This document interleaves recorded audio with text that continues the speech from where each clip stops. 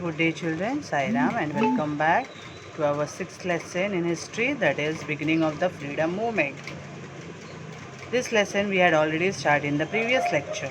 In the previous lecture we had learned about the centralization of administration during British rule, then the study of ancient Indian history, then the economic exploitation, then the Western education, the contribution of the newspaper. We have all learned about all these things.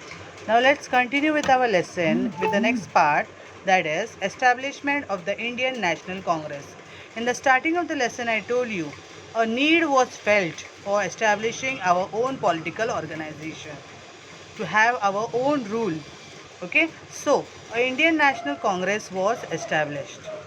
Okay, and for establishing this Indian National Congress, one of the British officer, ex-British officer, that is Alan Octavian Hume, he had helped out. Okay, he took a lead in the establishment of the Indian National Congress. Okay, according to which the first session of the Indian National Congress was held in a school. Okay, which is that school? Gokuldas Tejpal Sanskrit School. Okay, and the first session was held in this school on 28 December 1885. Why this session had taken place? Okay, first of all, 72 delegates from all over the country had participated in this session. Okay, what was the aim of this session? The aim of this session was to put forth in front of the British that increased proportion, we want increased proportion of Indians in the administration. Okay, the administration was fully in the hands of the British. Okay, so here with the help of this INC, we were trying to tell the British that we want majority of Indians to be in the administration. While the second purpose of this Indian National Congress was reduction of military expenses. Okay, every now and then a lot of money was spent on the military. Okay, for fighting the wars and all, which was nothing related to the Indians. Then also the Indians had to be fighting the wars, or were dragged in the war. Okay, they were made to go in the war. Okay, and the money of India was only spent on the military expenses. So, reduction in the military expenses. These were the two statements which were to be discussed and sent to the British in this session. Okay, who was the president of this session? The president of this session was Bhomesh Chandra Banerjee. Okay, he was a renowned lawyer from Kolkata. So, he was made the president of this session. Okay, I hope you all have understood how the establishment of the Indian National Congress took place. Okay, first of all, it was established with the help of one British officer, Alan Octavian Hume. Okay, then a session was held. What is the meaning of session? A first meeting of the Indian National Congress was held. Where it was held?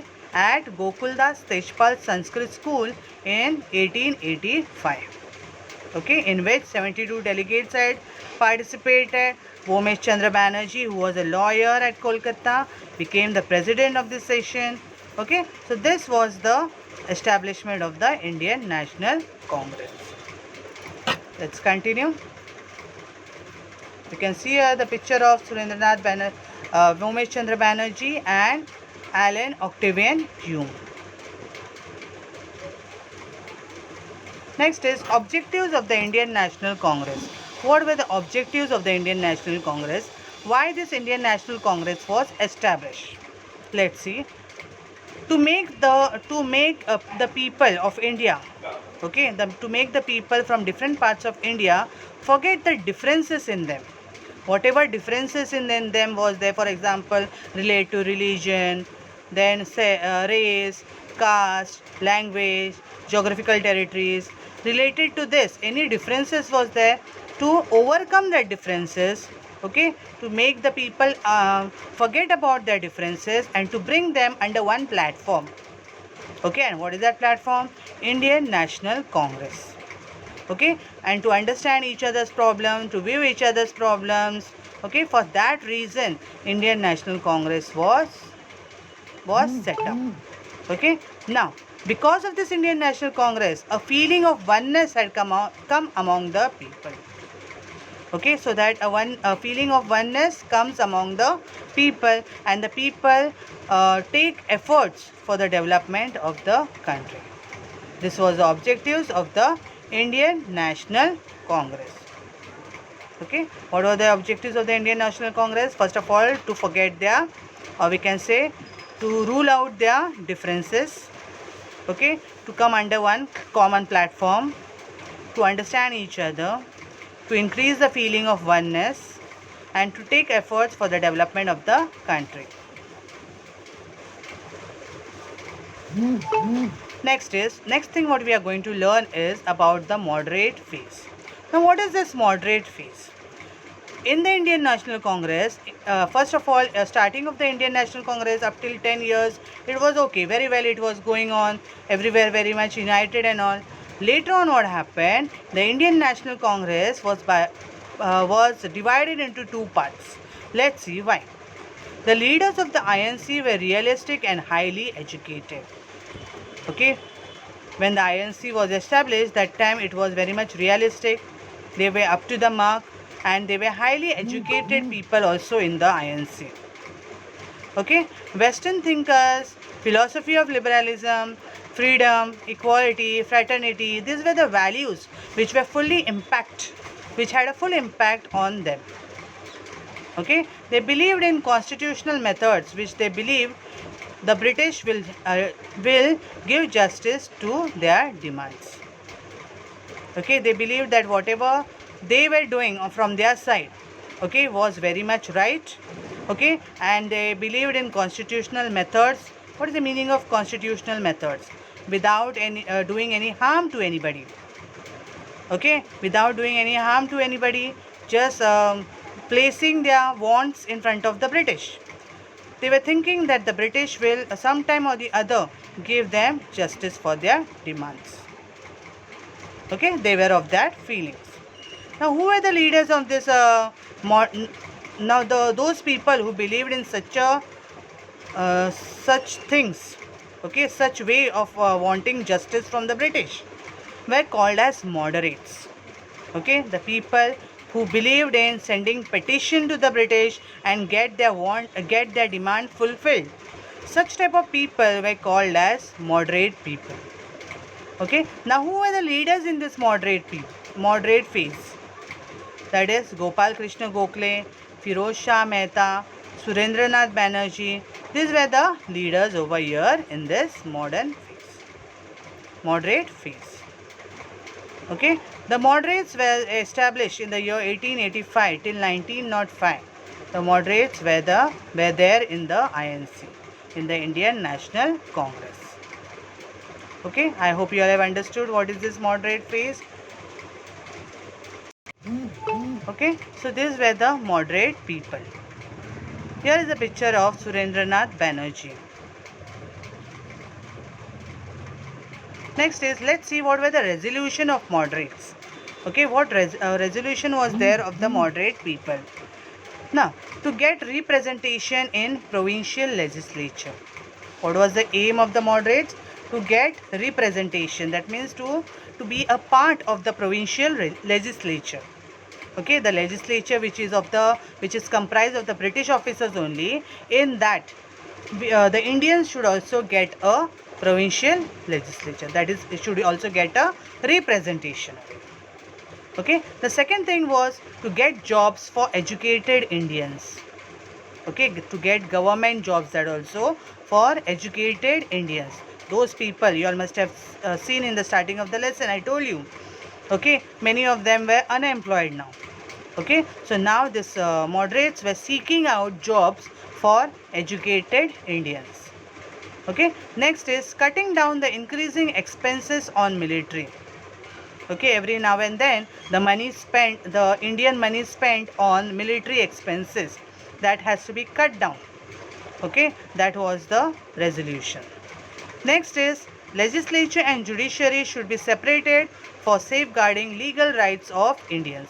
Like today, Today we have learned in history that legislature and judiciary are independent of each other. Okay, judiciary is fully independent.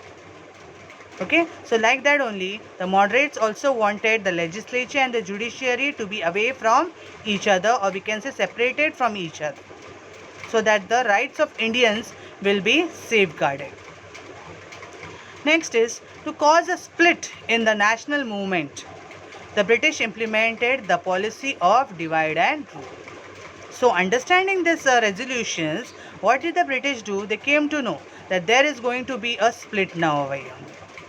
Okay, so what they started doing? They started implementing the policy of divide and rule.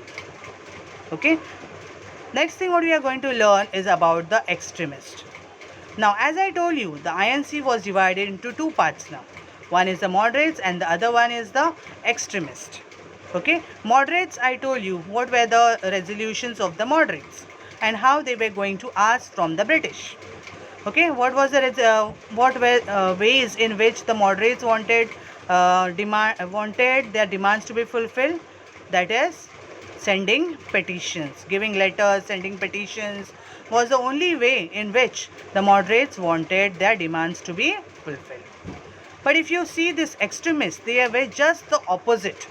Okay, we can say they were the totally opposites than the moderates.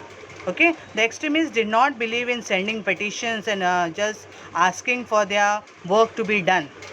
Okay, they were very much extreme type of people. They want means want. Such type of people were there in the extremist phase. Now in this extremist phase, previously, okay, the politically aware leaders kept aside their differences of caste, religion, language, province and gathered on a single platform of the Indian National Congress. The ideologies differences formed two main political groups. Okay, which were there? Moderates.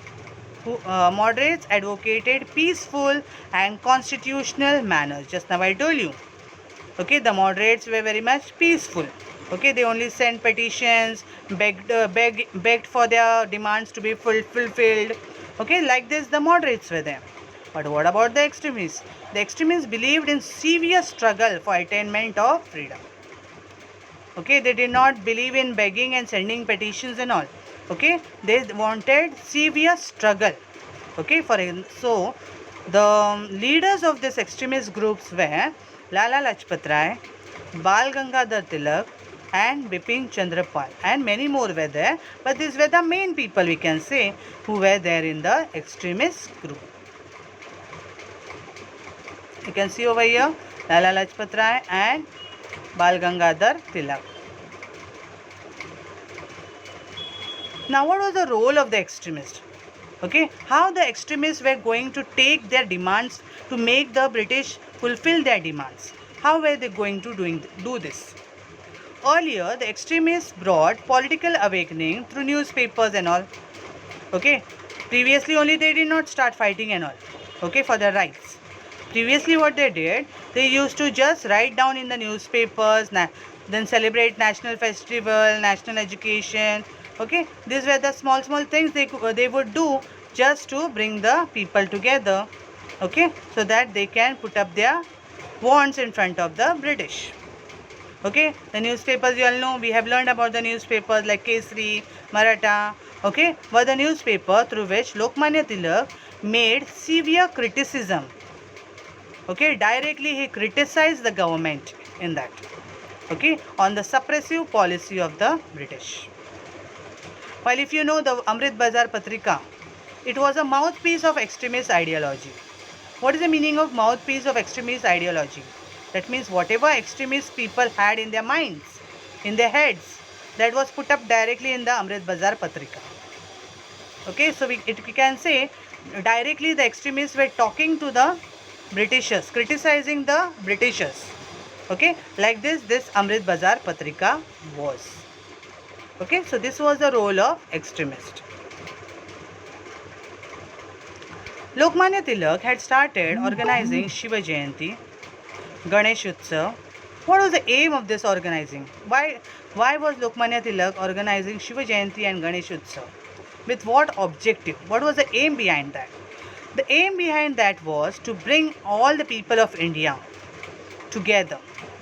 Okay, so that the people of India will come together, understand each other, okay, make friendship with each other. They can understand, they could bring oneness among themselves. For that reason, he had started this two festivals, that is Shiva Jayanti and Ganesh Utsav. Even today also, you all must be knowing, we celebrate Ganesh Utsav on a very large scale, so that people will come together and enjoy. Okay. In the Mandalay prison, Tilak wrote Gita Rahasya. Okay, now why was Lokmanya Tilak in the prison? Because he had criticized the Britishers. Okay, so when he was in the Mandalay prison, when Lokmanya Tilak was in Mandalay prison, he had written the Gita Rahasya. What was there in the Gita Rahasya? Okay, philosophy of Karma Yoga. Okay, he stressed that people should always be in action. Okay, he told the people, be always in action. What he was trying to do over here, through the Gita Rahasya, he was trying to motivate the people to fight for their rights. That was the main aim of Lokmanya Tilak. The extremist leaders established education institution for creating a generation concerned about own language and tradition. Okay, the extremist leaders were of the opinion that if lakhs of people take part in the freedom movement, it can be a good challenge to the British, and then success was in our hands. Okay, so the extremists believed that if lakhs of people take the freedom movement in their own hands, then we can easily drive the Britishers out of India. Okay, so this was the ideology, or we can say thinkings of the extremist leaders. You can see over here Lokmanya Tilak, who had started the Ganesh Utsav, okay, and he had written a book, Gita Rahasya, Karma Yoga Shastra. Now, let's continue with the ideologies of the extremists. The extremists insisted for an extensive public agitation. Okay, the extremists believed that one or two people, these people are not going to listen to. The Britishers are not going to listen to. Okay, nor are they going to listen to the petitions and the demands and all. If one or two people go, that is not going to work out at all. So what did the extremists believe? That people should come and put up their agitation in groups. Okay, put up their wants in groups. The moderates laid the foundation of freedom movement and extremists carried forward. Okay, when the Indian National Congress was established, the moderates had laid the foundation, but the extremists carried it forward. Okay. In the year 1897, what had happened? In Pune, an epidemic had taken place. Okay, an epidemic of plague had taken place. What is the meaning of epidemic? Okay, when a disease is spreading very fast, that is called as an epidemic. Okay, and which is that disease over here? Plague. Okay, as today we are having this disease or epidemic of coronavirus. Same way that time in Pune, the epidemic of plague had come. Okay, what is this disease about? Do you all know, children? Have you all learned about this in your science? No, I don't think so, or you all must not be remembering. This is an epidemic caused by the spread of rats. Okay, because of the rats. Okay, this disease is spread. Okay, so this epidemic had come into Pune, and many people died because of this epidemic. Okay, because of this disease, many people were died, and almost all the people were very much upset about this disease. Okay, they were not knowing what to do. Okay, in that only one British officer, that is Mr. Rand, was appointed over there in Pune to look after this epidemic. Okay, but in spite of giving support to the people over there, looking after them, giving full medical care to them, what did Mr. Rand start doing? He started oppressive measures on this plague patients. Okay, oppressive measures were adopted against the plague patients. Now, because of this, what happened? Brothers, Chapekar brothers, they got very much angry about this. Okay, seeing Mr. Rand doing all this thing, the Chapekar brothers got very much angry on him. Okay, and what they did? They assassinated Mr. Rand. Okay, killed him. Killed Mr. Rand, because of which they were hanged till death. Okay, now what did the Britishers do? The Britishers compared these two situations of, that is, of Chapekar brothers and Lokmanya Tilak. They said that Lokmanya Tilak was must have planned this conspiracy. Okay, and taking into consideration like this, Lokmanya Tilak was imprisoned. Okay, without any reason. Lokmanya Tilak, actually he had not done anything over here, but comparing as if Lokmanya Tilak had planned out this conspiracy, so what did the Britishers do? They imprisoned Lokmanya Tilak for this conspiracy.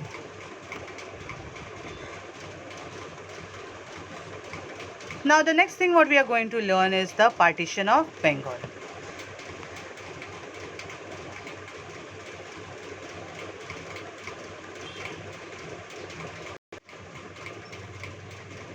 We'll learn about the partition of Bengal in the next lecture. I hope children you all have understood till here. Okay. Thank you.